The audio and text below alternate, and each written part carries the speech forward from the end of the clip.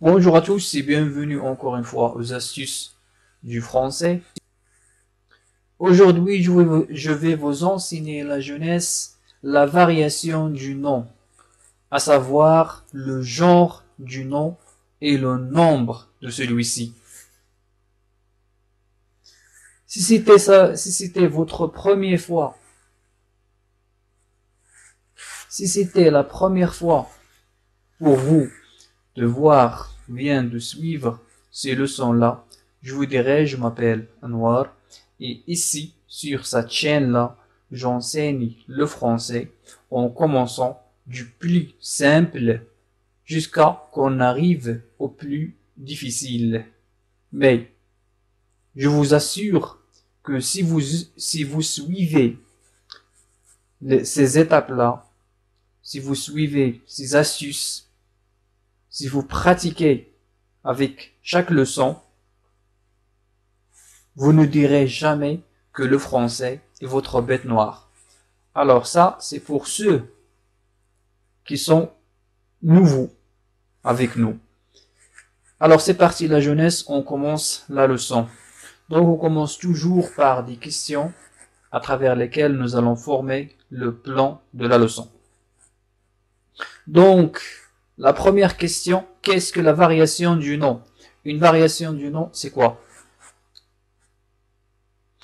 La deuxième question, comment le nom varie en genre et en nombre? Finalement, comment former le pluriel des noms? Comment peut-on former le pluriel des noms? Alors, comme plan pour cette leçon, nous allons voir dans un premier lieu la variation du nom. Dans un deuxième lieu, notamment, nous allons voir comment un nom varie en genre et en nombre. Et finalement, nous allons voir effectivement comment faire former le pluriel des noms. Alors, c'est parti. On commence par l'introduction à la leçon. Donc, voici notre introduction. Lisez attentivement, s'il vous plaît. Alors, je vais lire. Tous les noms se répartissent en deux catégories fondamentales. Donc, tous les noms, n'importe quel nom, tous ces noms-là se répartissent en deux classes, deux catégories qui sont générales et fondamentales. Ces catégories-là sont le masculin et le féminin. Alors, le passage du masculin au féminin, on l'appelle le genre. Donc, le masculin comprend les noms qui peuvent être précédés de l'article le ou l'article un. Comme exemple, un navire, le ciel, le livre. Le féminin, quant à lui, comprend les noms qui peuvent être précédés de l'article la ou une. Comme exemple, la terre, la femme, la paix. Alors c'est très simple. Les noms, ils se répartissent en deux classes essentielles qui s'appellent le masculin et le féminin. Le passage de l'un à l'autre, on l'appelle le genre. Donc, lorsqu'on parle du genre, on parle notamment du sexe, c'est-à-dire s'il est mâle ou femelle. Le mâle, c'est le masculin, la femelle, c'est le féminin. Donc, c'est ça la tâche. L'astuce est très simple. Suivons le genre. Alors, nous allons traiter le genre d'une manière très détaillée. Qui dit le genre du nom dit le sexe de celui-ci. C'est ce que nous avons souligné juste après. C'est-à-dire, est-ce que le nom est masculin ou féminin? Alors, pour mieux comprendre l'astuce, on passe aux exemples. Donc, voici les exemples. Un garçon, un homme, un chien, un chat, un mouton. Ces noms-là sont masculins. Si on veut passer à leur féminin, donc il ne faut que faire changer le un par une, mais les mots changent. Le radical des mots change. Alors, voici le féminin. Une fille. Au lieu de garçon, nous avons une fille. C'est ordinairement utilisé. Donc, n'importe quelle personne qui apprend le français, il sait qu'un garçon est masculin, une fille est féminin. Donc, j'ai essayé le plus possible de choisir des exemples assez commodes, très simples. Un homme, une femme, la même chose. Un chien, une chienne. Un chat, une chatte. Et un mouton, une brebis. Remarques. Donc, nous allons faire quelques remarques là. En parlant des remarques et de notes, est-ce que vous notez? Est-ce que vous avez votre cahier de notes? Alors, notez s'il vous plaît. Notez tout ce qui est intéressant. La différence des genres ne joue pas le même rôle pour tous les noms. C'est-à-dire, le genre ne joue pas le même rôle pour tous les noms. Comment ça? Nous avons vu dans la classe des noms non animés. Donc, si vous n'avez pas encore vu la leçon des noms non animés, donc, il apparaîtra juste dans le plus haut de cette vidéo. Nous avons vu dans la classe des noms non animés que ceux-ci, c'est-à-dire les noms non animés, ont un genre fixe, masculin ou féminin, auquel n'est attaché aucun sens particulier. Donc, dans cette séance des noms non animés, nous avons parlé notamment des exemples tels que une chaise, un canapé, un tabouret, un couteau, une fourchette, et ainsi de suite.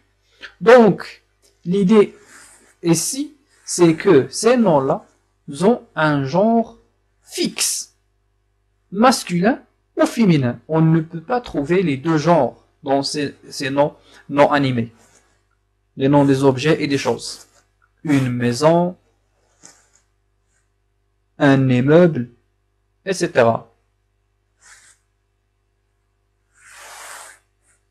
Il y a des noms non animés qui peuvent s'employer sans différence de sens au masculin et au féminin. Donc, il existe des noms qui sont non animés qui peuvent s'employer sans différence de sens. C'est-à-dire, on peut les employer comme féminin ou masculin sans changer ni le radical du mot, ni rien du tout. L'exemple que je vous ai trouvé, c'est celui-là. Un après-midi, une après-midi. On peut dire un après-midi ou bien une après-midi. Un après-guerre, une après-guerre. Un après-dîner, une après-dîner. Et ainsi de suite. Le suivant. Donc, on passe aux exercices pour pratiquer et pour sculpter nos connaissances, n'est-ce pas? Donc, prenez un brouillon et pratiquez, s'il vous plaît, l'exercice suivant. Puisque la pratique est très importante pour apprendre la langue. Donnez le masculin et le féminin des noms suivants. Voici les noms. Un panier, un robot, une rose, un roi. Pardon, j'ai fait moi-même le masculin et le féminin. Donc, il faut lire les mots sans ajouter l'article. Panier, robot, rose, roi, croix, voix, joie, froid, pouf, redingote, chemise, blé, four, cheminée, dialecte, loi, pays, région, vache, bœuf, rat, après-dîner, repas, mais, compas, fœtus, vers. Donc voici les noms. Vous pouvez par exemple tracer un petit tableau et vous le diviser en deux colonnes. La première pour les noms masculins, la deuxième pour les noms féminins. C'est très simple. Donc on passe à la correction. Voici la correction. Le panier est masculin, le robot masculin, rose féminin, roi masculin, son féminin c'est la reine, bien une reine, croix, une croix, la voix, la joie, le froid, un pouf. Ce sont des noms non animés, donc ils n'ont pas de féminin. Une redingote, la même chose, une chemise, le blé, le four, la cheminée, le dialecte, la loi, le pays, la région, une vache, un bœuf, un rat, une souris, un ou bien une après-dîner, un repas, un mets, une compas, un fœtus, un verre. Donc j'espère que vous allez trouver la plupart de ces noms-là, puisqu'il y a des noms qui sont un peu difficiles, mais la majorité des noms sont très simples. Je pourrais vous dire par exemple panier est un peu difficile pour vous. Robot, c'est très simple. Le robot, un robot. On dit toujours un robot. La voix, la joie, la chemise. Le dialecte, il peut être un peu difficile pour vous. Alors, voici la correction. On passe à d'autres choses. Je retiens. Alors, dans cette partie-là, nous avons parlé, de tout ce qui est, de tout ce qu'il faut retenir. Donc, je retiens. Les noms peuvent être mis au masculin ou au féminin. Donc, les noms. On parle notamment ici des noms animés. Les noms humains ou bien animaux. Ils peuvent être mis au masculin ou au féminin.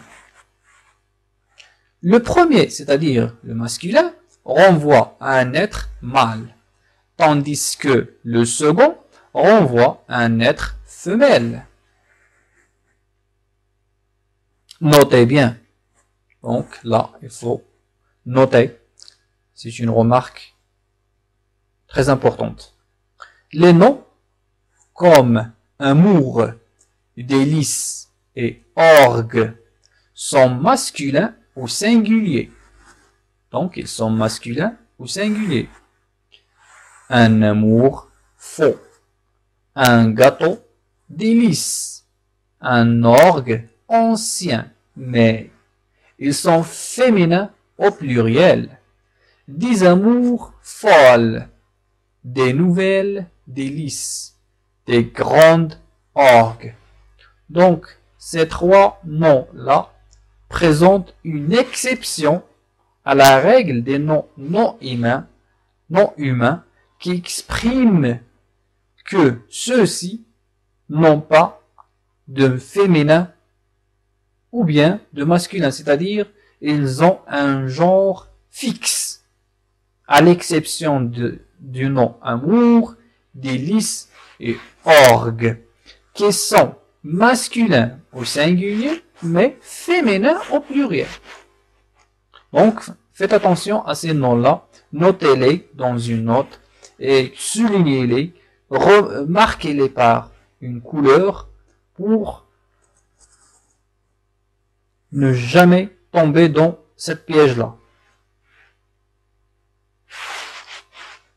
Et pour se rappeler de ces noms-là et de cette exception de la règle des noms non animés. Alors on passe à d'autres choses, on passe au nombre. Nous avons vu précédemment que les noms se présentent sous deux genres fondamentaux, à savoir le masculin et le féminin. Maintenant, nous allons voir que les noms, soit qu'ils sont masculins ou féminins, se mettent soit au singulier, c'est-à-dire un seul individu, ou au pluriel, plusieurs individus. Donc c'est très simple. Ainsi, lorsqu'on parle du nombre du nom, on parle effectivement du passage du singulier d'un nom à son pluriel. Donc, lorsqu'on parle du nombre, on parle du passage du singulier au pluriel, ou bien inversement, du pluriel au singulier. Exercice. Alors, exerçons-nous pour pratiquer et pour sculpter nos connaissances et nos compétences en langue française. C'est parti. Voici l'exercice. Donnez le pluriel des noms suivants. Un navire, un ballon, une voiture, un pirate, une tortue, un papillon, un lapin, une carotte, une mouche, un poisson, un serpent, une citrouille, un melon, une radie, un fromage, un cahier, une classe, un professeur, une science. Donc, prenez du brouillon, pratiquez-vous, et on se verra dans la correction. Voici la correction. Des navires, des ballons, des voitures, des pirates, des tortues, des papillons, des lapins, des carottes, des mouches, des poissons, des serpents, des citrouilles, des melons, des radis, des fromages, des caillis, des classes, des professeurs et des sciences. Alors, si vous observez ces exemples-là, tous ces noms-là sont précédés de des, c'est un article de pluriel, et terminés par un S. Donc le S, c'est la marque du pluriel. Pour passer du singulier au pluriel, on ajoute un S au radical du singulier. Parfois, la forme, du radical du nom change à peu près, mais la majorité des noms gardent le radical du singulier lorsqu'on fait leur pluriel. Donc, tous ces noms-là portent un S à la fin et précédés par un article des. Donc, on passe à d'autres choses. Je retiens. Alors maintenant, nous allons voir ce qu'il faut retenir de cette partie-là du nombre. Les noms peuvent être mis au singulier ou au pluriel, donc c'est évident. Le singulier désigne un seul être ou une seule chose, tandis que le pluriel désigne plusieurs êtres ou plusieurs choses. Notez bien, donc, des remarques intéressantes. Certains noms appelés noms collectifs. Ils désignent au singulier un groupe d'êtres ou de choses. Même que ces noms sont au singulier, ils désignent un groupe d'êtres. Donc un groupe, c'est-à-dire un ensemble d'êtres ou de choses. Par exemple, lorsqu'on dit une foule de gens, un groupe de Français, une espèce des tigres, par exemple. On peut dire l'espèce carnivore, l'espèce herbivore. Donc, par le mot espèce, même qu'il est au singulier, on désigne une somme d'animaux qui se nourrit, par exemple, de la viande, comme le lion, le tigre, et ainsi de suite. Lorsqu'on parle de herbivore, donc on parle par exemple de la girafe, on parle de la gazelle, on parle par exemple, je sais pas, par exemple, des moutons, des chèvres, des lapins, des lièvres, et ainsi de suite. Donc, l'astuce est très simple. Lorsque nous avons un nom singulier qui renvoie à une somme de personnes, de choses, d'animaux, etc.